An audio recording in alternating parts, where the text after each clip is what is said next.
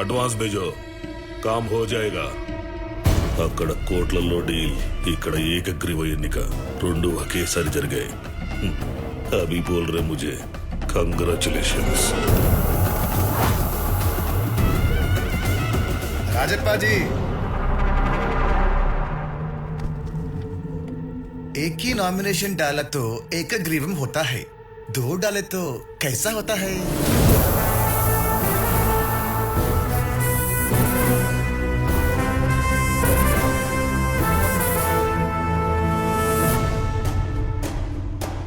उधर देखो जी।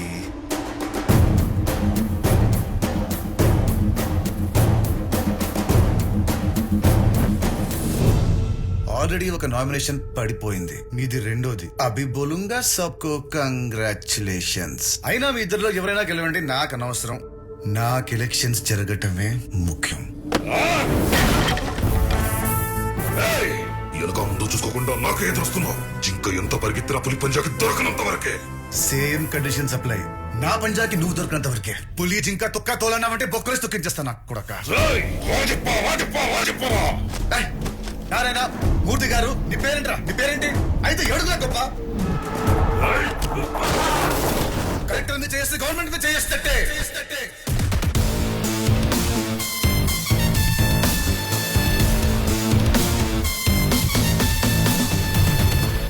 చల్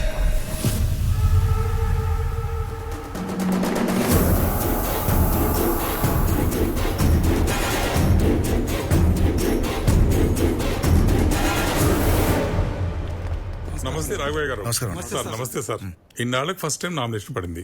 ఈ సంతోషంలో మన ఊర్లో జాతర జరిపిస్తున్నాం, మీరు తప్పకుండా రావాలి. ఏ రావచ్చుగా. నాకు జాతర అంటే భయం, నేను రాను.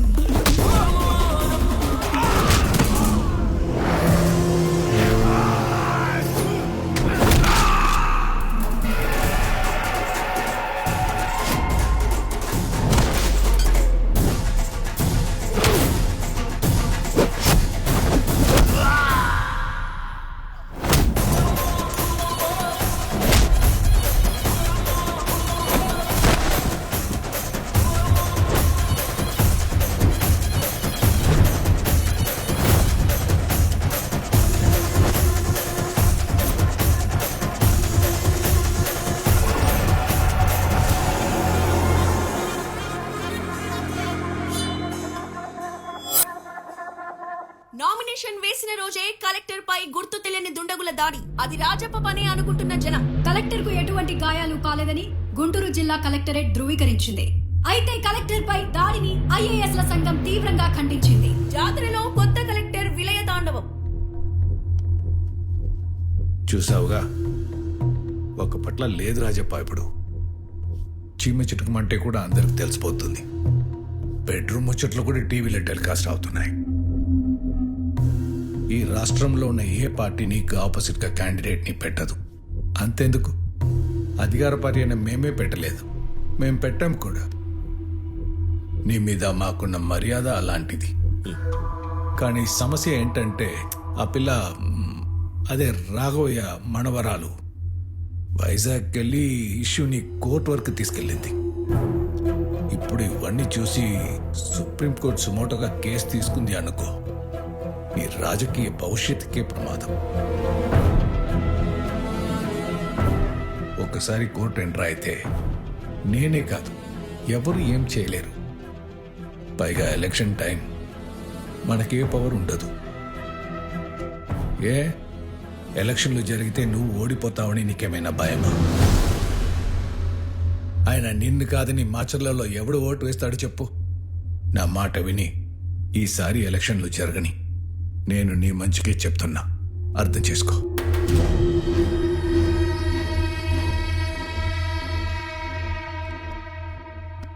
నువ్వు చెప్పినట్టే చేశా. రాజపై ఎలక్షన్లకి ఒప్పుకున్నట్టే. అది చాలు సార్, మిగతాది నేను చూసుకుంటాను. ఎన్నేళ్ళు మేమెవరు అధికారంలో ఉన్నా వాడి అరాచకాల్ని ఆపలేకపోయాం.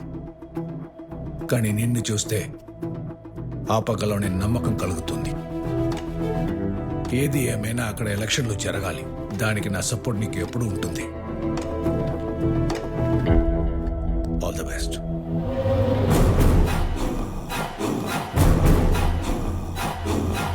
ఆ సీఎం చెప్పాడు నువ్వు తలుపుకొని చేస్తావా? ఆ రోజు నువ్వు కొట్టావు, నా మీద ఎగిరావు. ఇప్పుడు ఏమైంది నీ 30 ఏళ్ల పరువు? ఎప్పుడు లేని ఎలక్షన్ ఇప్పుడేంటి? కోర్టులకి జడ్జిలకి భయపడి వదిలేస్తే రేపు 10 మంది పోటీ చేస్తారు. నా టర్మ్ వచ్చినప్పుడు నేను అయ్యా బాబుని అడ్డమైన కొడుకులందరికీ ఓట్లు అట్టుకోవాలా?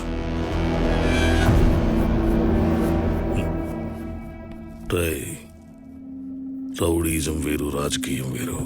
రాజకీయం చేయాలంటే ఇప్పుడు ఏం చేయాలో తెలుసుండాలి. ఈ ఒక్కసారి సీఎం చెప్పింది నమ్ముదాం. తేడా వస్తే మన పద్ధతి మనకుందిగా.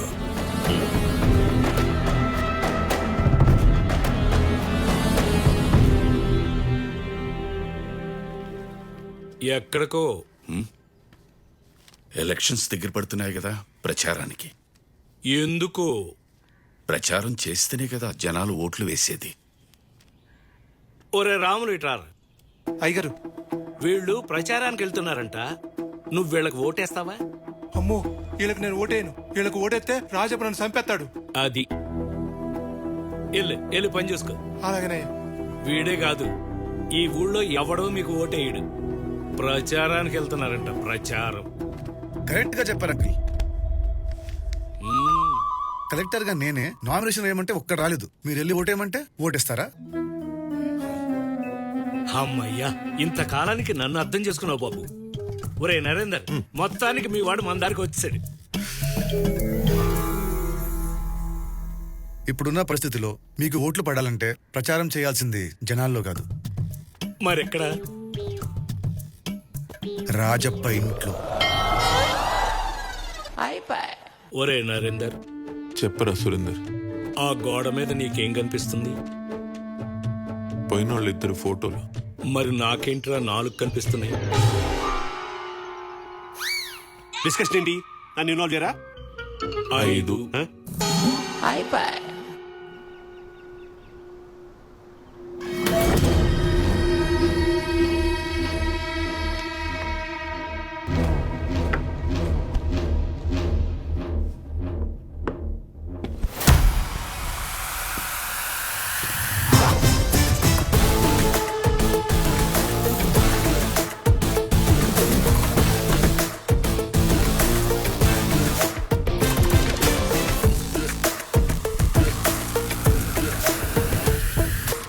మార్పు మొదలైందిగా. ఏంటి సార్, ఎదురెవరూ లేకుండా ఒక్కరే ఆడుకుంటున్నారు? పోటీ ఉంటేనే కదా గెలిపిచ్చే ధైర్యం, ఓటమి తెచ్చే భయం తెలుస్తుంది. ఈ రాజప్ప మీద గెలవాలంటే అది రాజప్పే అయి ఉండాలి. అందుకే పోటీలో ఎవరిని ఉండనివ్వను. అబ్బా, పబ్లిక్ లో కూడా సేమ్ టాక్. ఇక్కడ ఎలక్షన్లు అంటే కొట్లాటలు, గొడవలు, అల్లర్లని. కానీ శాంతియుతంగా ఎలక్షన్లు జరిపించడమే మా రెస్పాన్సిబిలిటీ.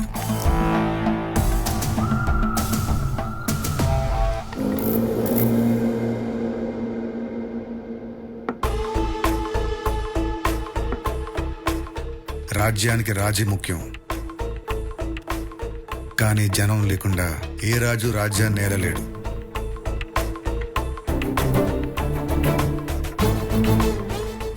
రాజుకి బలం జనం అవ్వాలి, కానీ జనం భయం రాజు అవ్వకూడదు.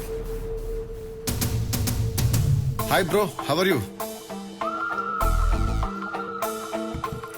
లాంగ్ టైమా?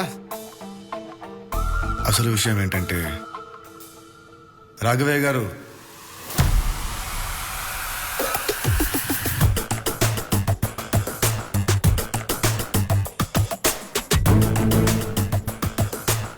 రండి సార్ కూర్చోండి.